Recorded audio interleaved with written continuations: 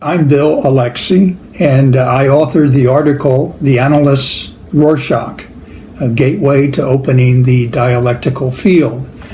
Prior to beginning my analytic training at the Jung Institute, I was a bit of a Rorschach warrior. I used it in my clinical practice for describing personality organization and functioning. And I think an aspect of Rorschach assessment that always kept me enthralled was the unending potential it seemed to have for discovering more about the individual as a unique person. So all through my analytic training, I wondered about the compatibility of Rorschach assessment and Jungian analysis. Could the two be brought together? And if so, how? There was a time when I thought about Rorschach responses as complex indicators and reflected on the meaning of elaborated Rorschach responses and the potential they held for releasing archetypal energies. But none of this felt very alive for me, and my attitude was one of patiently waiting to see if something might be served up that would be important to my awareness. And then there was a series of 3 synchronistic events. Event number 1. During my first case colloquium write-up and presentation, it was noted that I reported relatively little about my patient's family of origin history. And when this was brought to my attention, I realized immediately that because I had been closed off to details about my own family of origin history, I had in effect unconsciously shut down my patient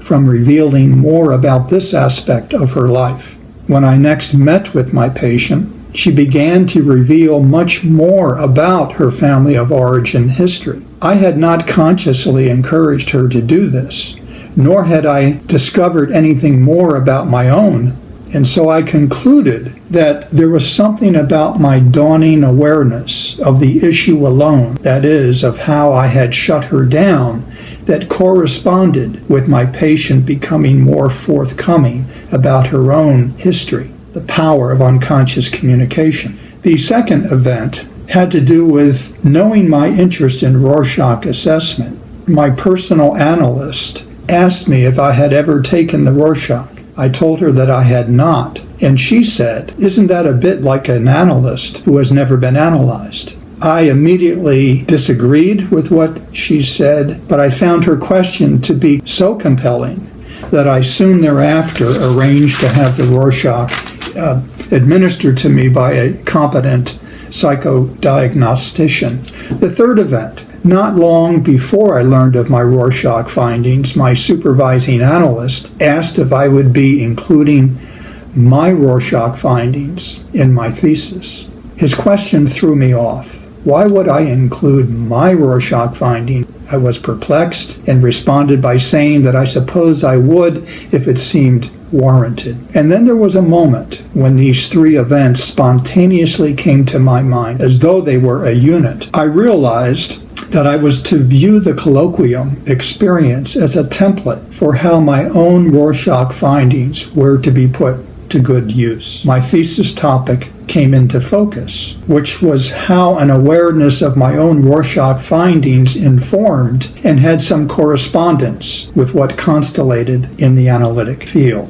The article describes 5 of my Rorschach findings, and they all spoke to manifestations of a not being enough as I am complex in my life. As I recalled memories that had to do with the origins of this complex in my life, I also wondered about the importance that analysts in general give to consciously recognizing the influence of their specific wounds in corresponding complexes on the development of their analytic relationships. The findings from my Rorschach brought to clearer consciousness manifestations of a core complex in my life.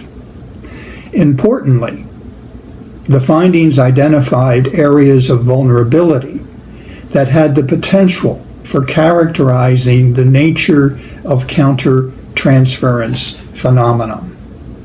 As such, I have come to view countertransference vulnerability as the analyst's susceptibility to hooking patient perceptions in a way that potentially perpetuates dissociated ways of relating to each other.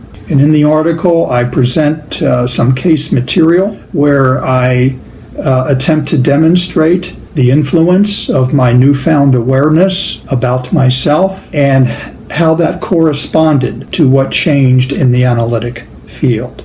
My conclusion: with patients, I envision a modified, more refined use of the Rorschach, where conversation around particular Rorschach cards associated with pertinent archetypal themes might help to facilitate a timely integration of psychic material. And with analysts, I envision their being willing to involve themselves in some kind of exploratory image-making activity, such as the Rorschach, that would serve to heighten consciousness of counter-transference vulnerabilities, thereby facilitating the analytic work.